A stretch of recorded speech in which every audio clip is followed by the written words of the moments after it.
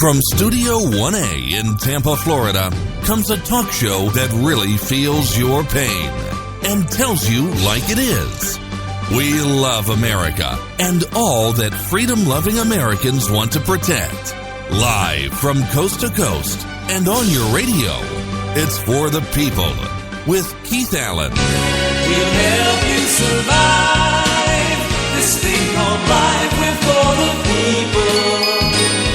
Whatever your source of stress or strife, for the people is there. Yes, indeed, it is For the People. It is a Friday. It's Cinco de Mayo, and I am Keith Allen. Thanks for joining us for this edition of For the People. We got a great show lined up for you, kind of a mixed program, and sometimes we just do that on Wednesdays where it's Wacky Wednesdays or Anything Goes Wednesdays. Sometimes you just kind of have to have one of those days, but there is a lot of happening in the news. Last night, Donald Trump in the news, and there was a bunch of protesters when he was in New York City giving this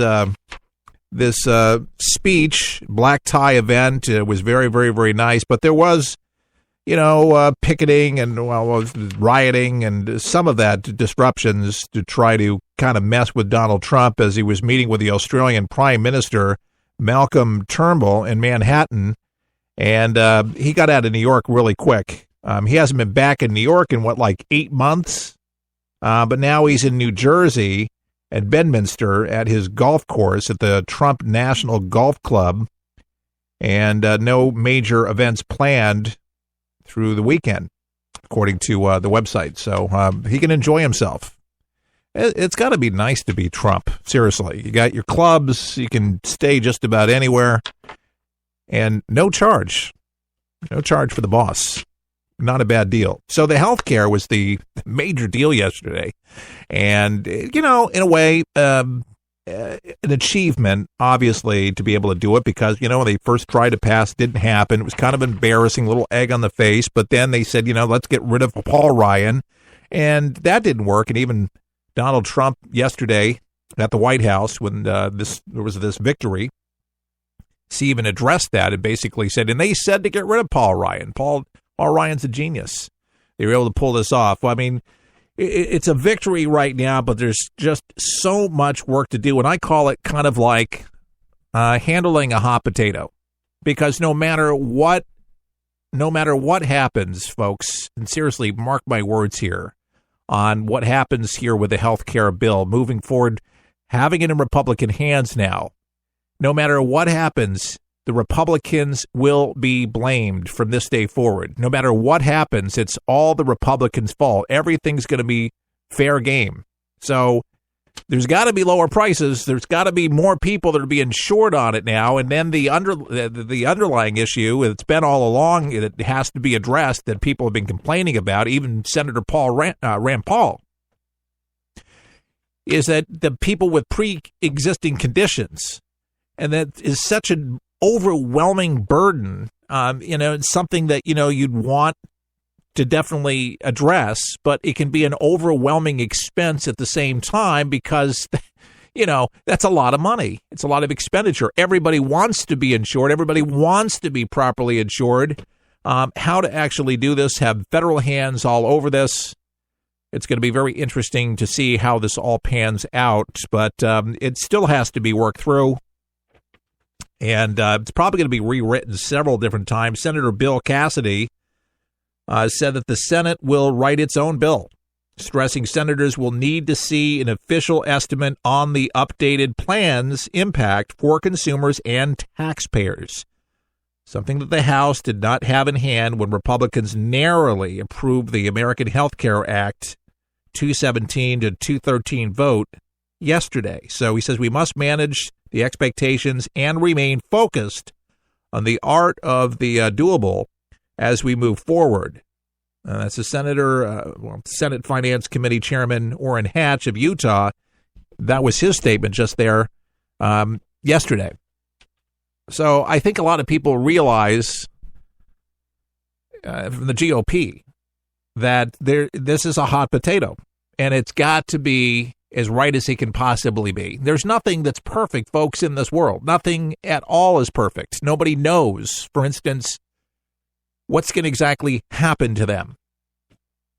Do you come down with type 1, type 2 diabetes? Do you come down with cancer, a tumor in your brain? Are you going to fall down the stairs? Is the plane going to crash? I mean, nobody really knows exactly what's going to happen to them, for better or for worse. And, you know, it's the unforeseen. So that's why people like to have what is known as insurance, health insurance, because it takes the worry out of the worrying. But sometimes there's just things that are so high. Who pays for it? I mean, it's billions and billions. The numbers are absolutely staggering. But I am so glad that there is still time to really hammer out these particulars on the healthcare issue before it goes down for a final vote, to be able to hammer everything out and implement it, put it into law once and for all. It's a rocky road. And, the promises on the campaign trail, people are going to hold Trump to it. I mean, all of us will that voted for him. But you got to realize the particulars and how big it is. And I think Trump now, more than anybody, realizes what a hot potato it is. But no matter what the issue is, no matter if it's health care, it's the building of the wall, it's everything that we heard the ambitious plans of Barack Obama or George W. or H.W., whoever it was that was in the White House, they make their plans. Some things pan out, some things don't pan out, but these were the big ones. These are the real issues that are near and dear to our hearts, literally. And we need something that is effective. So we pray that it really does help Americans. It's not going to be perfect at all, by far. But there were so many particulars in the higher premium category and bad for employers. Employers couldn't insure. The premiums were too high. And then they were jacked up. If all these issues can be addressed, they can be controlled. And there's not this big, huge headache, and then the rollout of a new website, which I can't imagine it couldn't be any worse than what happened with Obama's website when they rolled it down. And then being able to, most of all, with a new plan, be able to keep your doctor, choose your doctor. That would be a nice thing. All right, this is the big story, big conversation here on the news wires, and this is kind of interesting. There was a movie out with Seth Rogen, and it was just a movie. It was put out by Sony Pictures. I don't know if you remember. It was probably like a year and a half, 2 years ago. And basically, the U.S. wanted to poison Kim Jong-un. And it was a funny movie. It was just hilarious. You're going to have to watch it. It was called The Interview. Watch it. It's big time. But now North Korea today is accusing the U.S. and South Korean intelligence services of hatching a plot to assassinate, of all things, the dictator, Kim Jong-un, with a biochemical substance. What would that be?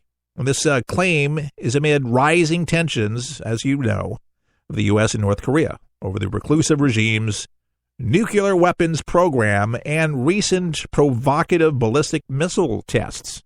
And now, putting the pieces together, we've been talking about it for the last several days, actually months, about Iran and watching them. And guess what? Now they see the connection. They understand the connection. The Pentagon's eyes are on Iran and North Korea military connection. Are you surprised? Folks, months before this even was talked about or into the news, we broke this story. We told you there was going to be issues. How do we know this? Well, there's kind of a formula for the people, and I can't disclose it. I'd have to kill you. Just kidding. But the truth of the matter is, the U.S. defense officials have been watching the two cruise missiles underwater that Iran has been launching. That's right. Remember that? Last week? That's right. The submarines earlier it's Friday. I'm thinking it's the end of the week, but earlier this week, the Pentagon sees the evidence now, putting it together, putting those North Korean influence in the Islamic Republic with intelligence reports saying that the submarine was based in Pyongyang design, the same type of sank its South Korean warship in 2010. All right, so it's this cozy relationship between Iran and South Korea. Not a surprise. And according to the U.S. defense officials, Iran was attempting to launch a JASSIC-2 cruise missile underwater for the first time, but the launch failed. Non-proliferation experts have long suspected North Korea and Iran have shared expertise when it comes to their rogue missile program.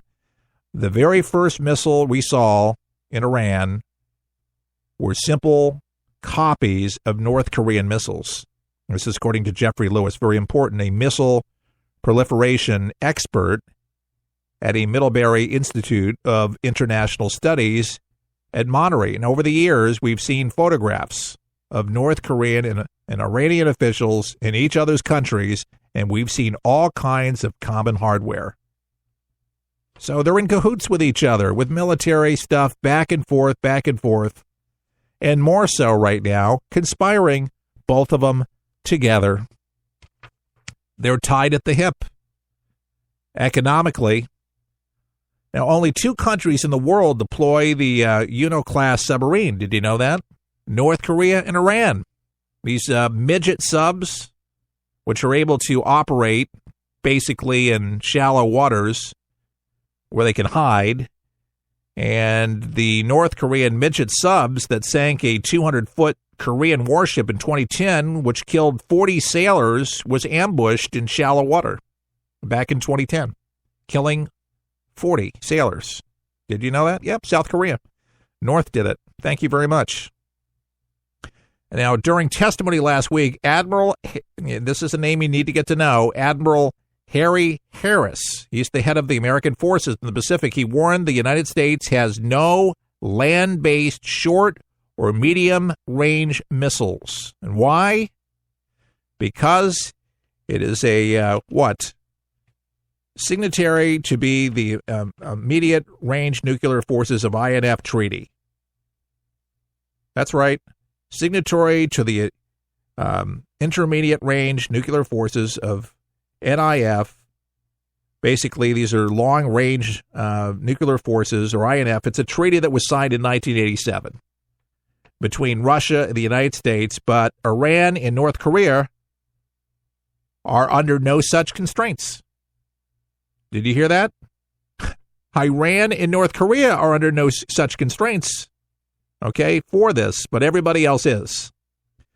So basically, the consensus is we are being taken to the cleaners by countries that are not signatories to the INF. This is Harris again, and he was telling the House Armed Service Committee later yesterday, this is just unbelievable. The news that comes out, the information, the intelligence. He says, perhaps most worrisome for the United States is that Iran attempted the latest missile launch from a midget sub Tuesday in the narrow and crowded Strait of Hormuz, where much of the world's oil passes each day. Folks, this is unbelievable. This is unbelievable. We have given Iran everything that they wanted and more, emboldened the enemy like never before, given them what they wanted, billions of dollars. They still have Americans locked up in jail, and they fund terrorism, the leader, state sponsor of terrorism in the world, Iran, and they do it all over the world. And they're getting Americans killed all the time. They're responsible for it all over the world, even in Somalia.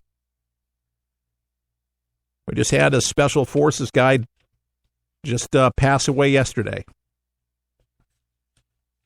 A U.S. Navy SEAL, actually. Yeah, they're a reach all over the world. This is a U.S. Navy SEAL. He was fighting a terror group, Al-Shabaab, Al-Qaeda's third largest affiliate, and it appeared to be the first combat death of a U.S. service member in Somalia since 1993.